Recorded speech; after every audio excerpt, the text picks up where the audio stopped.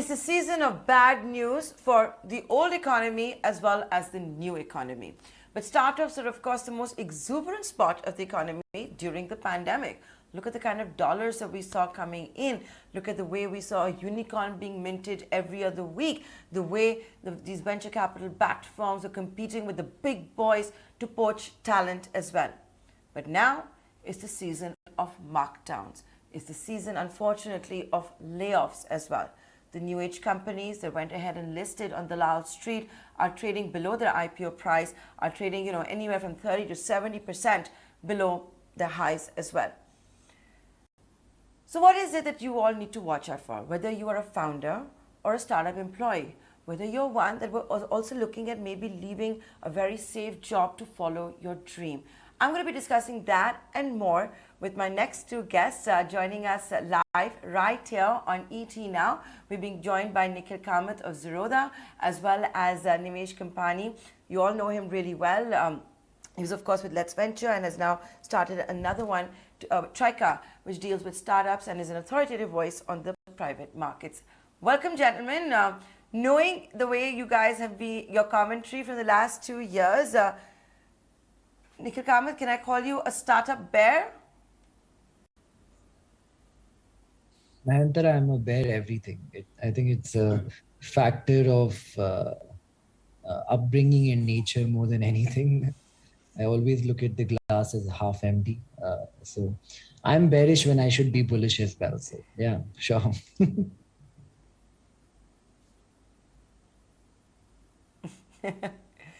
Nimesh Kampani, you've been bullish long term in the startup space. Can I call you a startup bull even with all this gloom and doom? No, I think at this phase, I think I recollect our last conversation where we said the Humpty Dumpty has stumbled. Right? So I think I would continue with that. I think I remain long-term bullish. There are reasons why what is happening. And I think that is what we'll discuss in detail as we go ahead. But yes, long-term, I remain bullish. The fundamentals, the basics are all in place. I think the exuberance had to go. And that is what is happening right now. So I think with the right businesses, with the right mix, we continue to remain bullish on the space.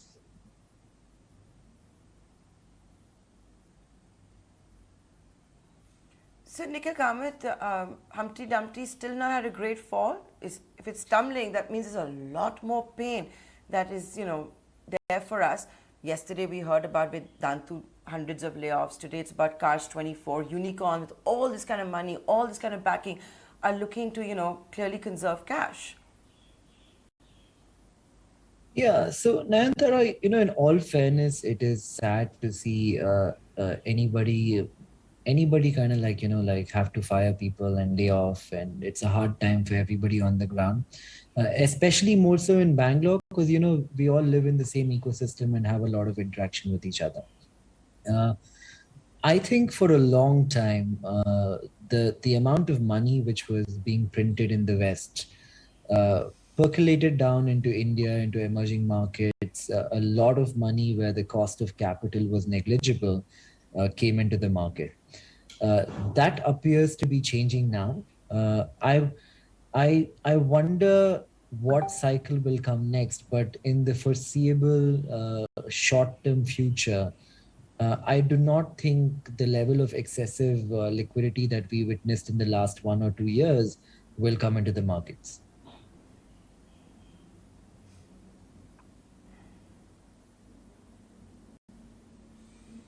Yeah, because now we'll even see the US Fed, for example, suck out liquidity, dialing down the, balance sheet program. There will be rate hikes that are going to take place in India as well. The question is when, not if.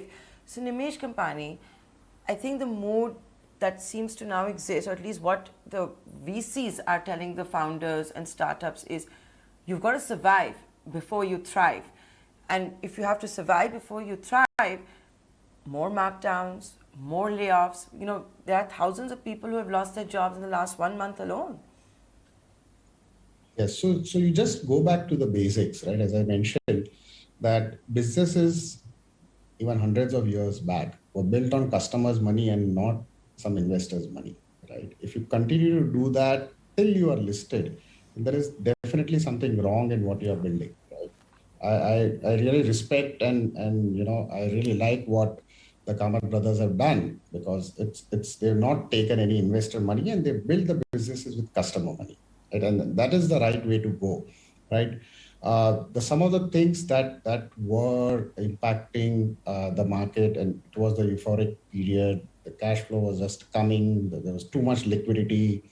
A lot of FOMO, as we said, right? People just were giving term sheets in 48 hours. I think some of that had also percolated downwards on the behavioral change in the founders, right? I think the founders were going very wide in terms of what they are building, growing at any cost, spending money on digital marketing, spending money just to grow without focusing on the bottom line. We had discussed this in the past that path to profitability is very important, which none of the IPOs had shown when they were getting listed, right? So I think, having said that, I think now is the time when the startup founders have to focus on the core business, right? Create value, valuation will come. Till last year, the focus on valuation, and then we'll go and get customers, get growth, and get numbers. So I think this is the right time for the founders to focus on the core businesses. They've done brilliantly in terms of getting the right ideas, brilliantly in terms of doing the innovations, but have they focused on the culture of the organization, right? Because if that is where you build organizations which are scalable and sustainable, right? Otherwise, you're seeing what you are seeing where you take calls. You cannot take a call what you had taken call when you're in early stage, when you are now a late stage company. It's a very different ball game, right? The culture, the core culture of the organization is very important. Build the right culture, focus on the business, focus on execution, and not on the next money from where is it coming from. Because you focus on the right things, money will come, right? And that's where I clearly see, and as I said, why am I still bullish in terms of what I said is because resilient businesses which have been built with the right foundation and the right building blocks will continue to get money, right? And what you will see happen is that the businesses which have been built on air and on hopes and on dreams and on Excel sheets is where you're going to see the crunch coming.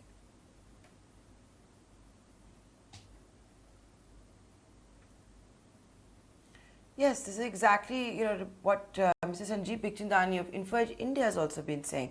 Build a business based on customers. If customers keep coming back, the money will keep coming back. But Nikhil Kamath, for all the founders, startup employees who are watching this, it's scary times. It's now tough to get a check. FOMO, fear of missing out, has clearly turned into JOMO, joy of missing out. So it's very easy to say stay bootstrapped, reduce your burn, reduce your focus on unit economics. But, this is going to be a big, big change that will have to take place. Yeah, I think there will be a transition. My 2 cents, I do not even blame startup founders as much as I believe as much as I blame the VCs and the Ps who kind of like pumped money into these companies and expected for these startup founders to grow at no cost. I think once anybody has too many investors on their board or on their cap table, it becomes less about what the startup founder wants, but more about what the plethora of investors are asking or expecting of him. So Nayantara, there has been some kind of an arbitrage between public markets and private markets. Public has been cheaper, private has been significantly more expensive. At some level, we see that arbitrage playing out. Indian markets today have probably corrected 13-14%. You add currency depreciation to that, maybe it goes up to 16-17%. Still holds a significant premium over Western markets and other emerging economies which have corrected a lot more. So I think there is room for us to correct. If we will right now or if we will not, it's impossible for someone to gauge which way the market will go. But specifically talking about startups which listed recently, they're not bad companies. They all have a use case. They're all real businesses. At some point, they'll become valuable. The question is that valuation number correct today, or is it at some point down the line where it will be a bit lower or cheaper. I think for that, investors, have to like kind of wait and watch how all of this plays out.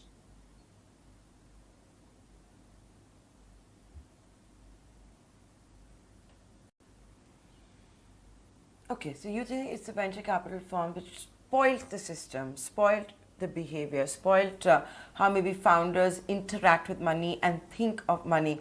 Nimesh Kampani, are you on the same? Did you agree with that? Because obviously the VCs are now, talking about how in their board meetings they're focusing on unit economics, and obviously they're on the defensive and saying that this is a marriage that takes place between two parties.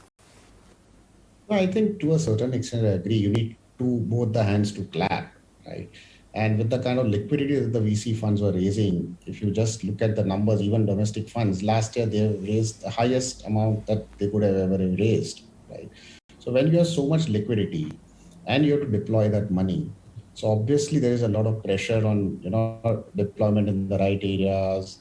They have to look at the right things, and at the end of the day, the number of quality companies available to invest in remains the same, right? So it's at the end of the day, it's a demand and supply, and that is what you are seeing playing out. And of course, there will be different stakeholders, there will be different kind of pressures that come in for them to deliver returns, and that in turn would result in changing the behavior at the founders' end, and which is what I alluded to in the beginning, that founders' behavior has changed with the amount of money they have received, right? And that's where the vision changes, that's where the entire thesis changes. But having said that, I think the course correction is happening.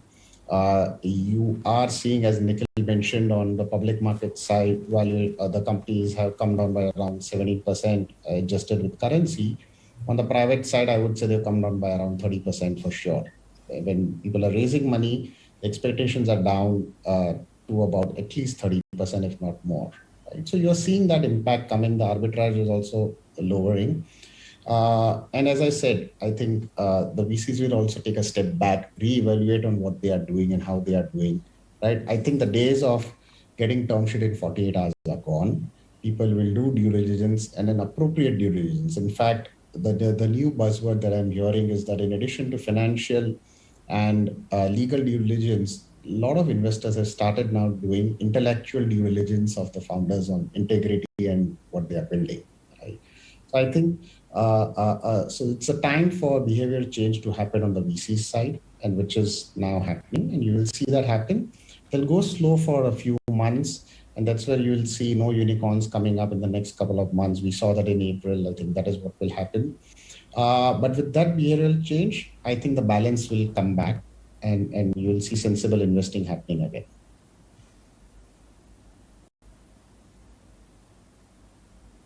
One second, Nimesh. I found that very interesting. So it's not just financial due diligence or legal due diligence. Can you explain what you mean by intellectual due diligence? So integrity. So it's basically integrity due diligence in terms of going into the entire. Integrity. Okay. Yeah. Integrity. Yes. That is also pretty important, right? Because how we are building out the business. So work culture, is it toxic? Exactly. It's going the next level.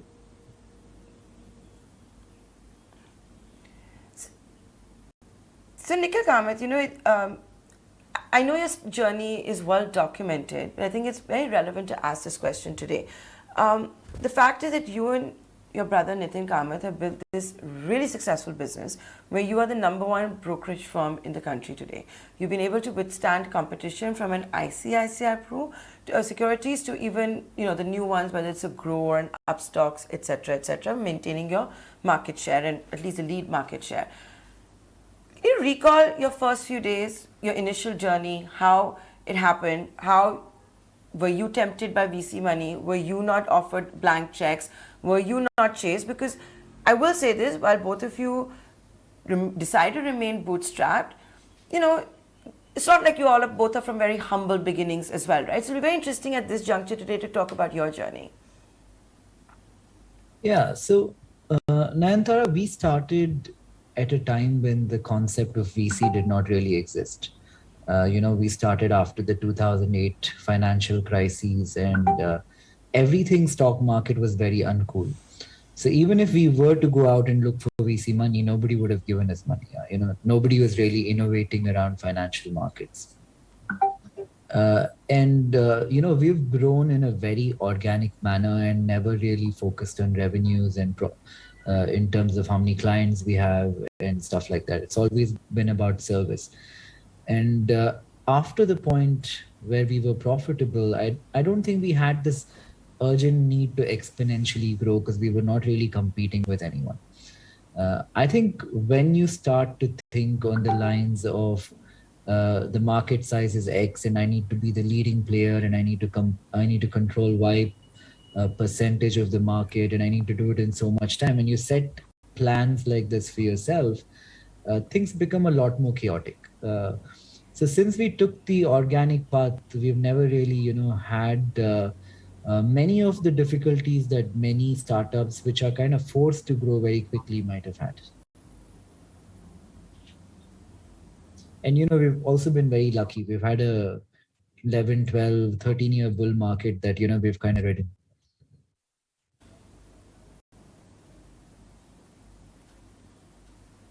Oh yeah, of course. You've been lucky with that bull market, which has been in place. I think the new age IPOs also helped your case, even though you were personally so bearish about it and all of that.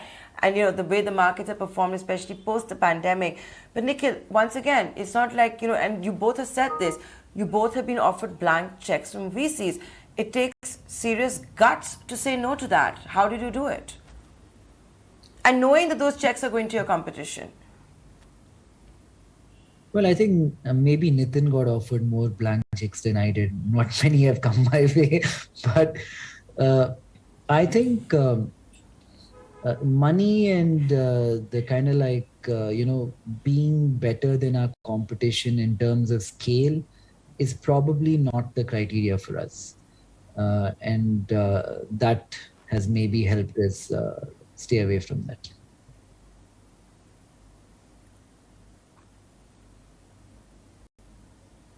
Okay, so that's how you stayed away from it. And Nimesh Kampani, you've given us a fabulous insight into how the private markets are also seeing almost a 30% drop in markdowns. Another question, so many of them, how will exits be provided? Look at what's happening in the IPO market. Delivery, which, let's face it, it's a great startup which is focusing on its bottom line. Look at the way its EBITDA has performed in the last 9 months alone, the kind of market share it commands. But we saw what happened with the IPO. Yes, the book is full, but look at the tepid response. Now, a question is going to be like, will VCs force exits? Is a big crisis on the cards? I don't think so, Nayantara. And the reason why is that the VCs that would have come in, primarily the ones who are looking at exit, would have come in at a very early stage, right? Either they would be in Series A, B, C, and D, right? And by the time you're doing an IPO, you have done multiple rounds after that. The investors that have come in later on have a very different horizon in mind, right?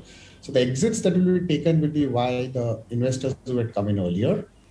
I think the one who had come in now in the recent times, the last 2-3 years, will hold on for a few years because they still believe in the business, right? They still believe that this company is built to build something great, and they will continue. So it's not that you're going to see that every institutional investor on the cap table of all these new age companies is going to exit. But yes, everybody has a horizon. Everybody has a return expectation in mind. So primarily, whenever you see exits happening, it is typically after 4 or 5 rounds. And an IPO, of course, is one of the best ways to get an exit. So the ones who would be exiting would be the ones who would have got in pretty early. So they would still make very decent returns on their investment that they would have made.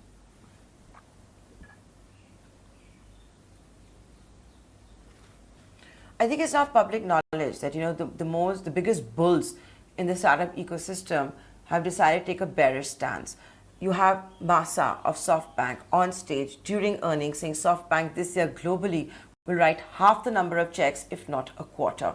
We've all read about Tiger Global's portfolio, what a sharp markdown it's seen, how channel checks are saying it's no longer interested in giving those kind of big checks.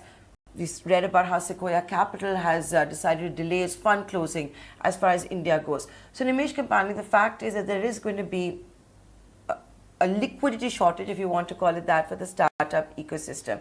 Those folks, who want to leave their safe jobs, enter the startup world, because it's exciting, it's can be very rewarding. If you make it, you're going to really, really make it and maybe become a millionaire, if not a billionaire. What would your advice be to them? Because this is maybe a time to not take risks, right? I think I will allude to one philosophical theory that I strongly believe in, is the rubber band theory, right? So when you pull a rubber band, it goes up to a certain point, right? And when it becomes exuberant, when it is stretched completely and you leave it, it comes back to the normal, comes back to the middle, right? And that is what you are seeing when funds as large as of the names that you mentioned, right, are now stepping back. The reason is it's coming back to normalcy and they'll again come back. Again, the rubber will start pulled and it will again go back to the extent at which it was. It just takes time. So my advice or my recommendation or suggestion to anybody who's looking at this is that I think it's time to not just chase numbers. I think we have seen enough of cases where there was a big mismatch between the value that was being paid by a startup to the ability and capability of the person, right?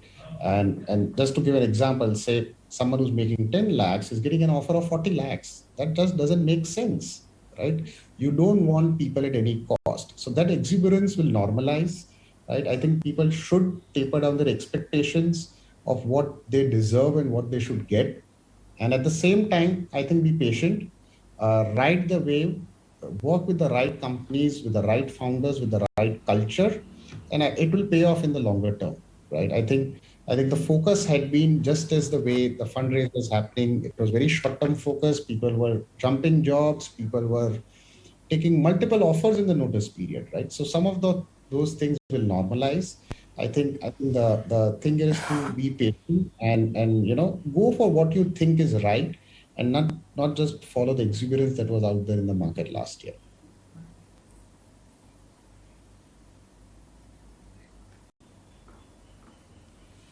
And Nikhil, the other thing that's going to be is that on one end there is layoffs, but these employees have also been promised the startup currency, which is ESOPs.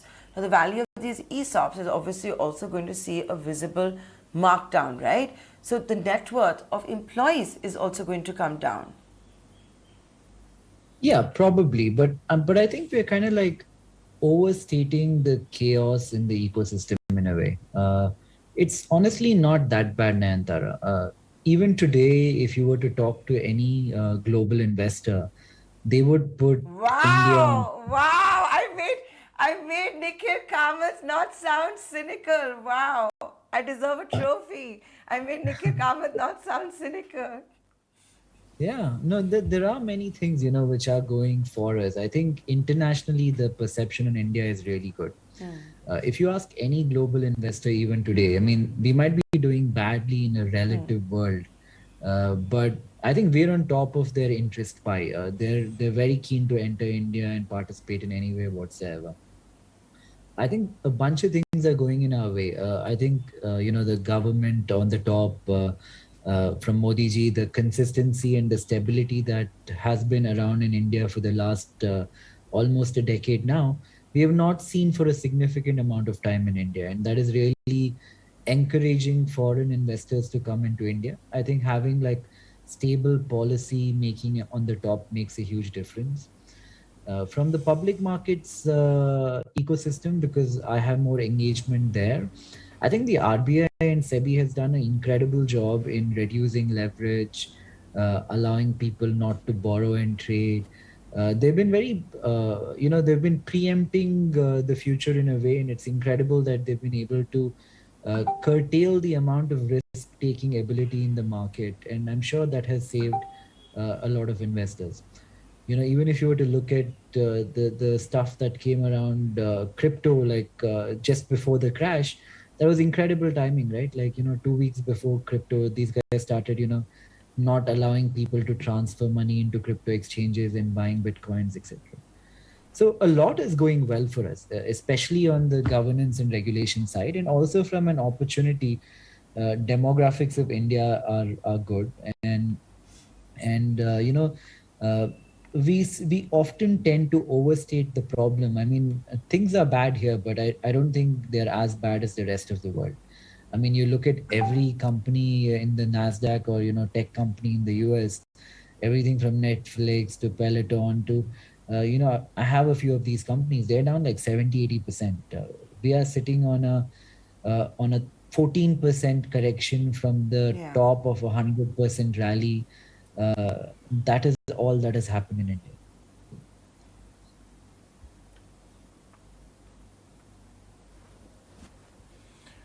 I'm so glad you said that because at the end of the day we've really unleashed the entrepreneurial spirit, which is not just in the big cities, it's also becoming a small city phenomenon and something that we need to celebrate. And with this, I'll come to the final question. I'll give this one to Nimesh Kampani.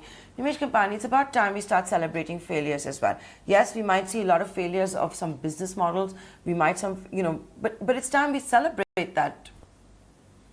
No, I completely agree. I think people have taken tremendous risk. The ideas, the innovations they brought about, it's just that somewhere it just falters because of whatever things that are not under their control, right? So we really can't blame any of these guys, and we should start celebrating failures. And I think we should start with Nayantara. You should definitely start a show by bringing in people to share their experiences, to share the vision and what happened, so that you don't have future generations making that mistake, future entrepreneurs making that mistake. So I think that would be a very good start.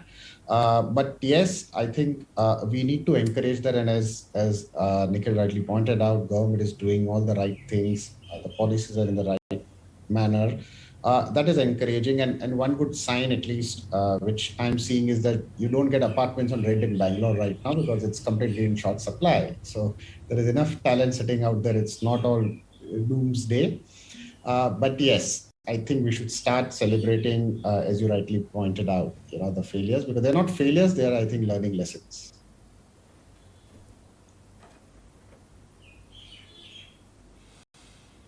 You learn every day, you're only going to progress, right? If you don't learn from your mistakes, you're going to fall down once again. But I really wanted to have this conversation and get these two voices here because it's so important to put it in context. And yes, Humpty Dumpty has stumbled, not had a great fall.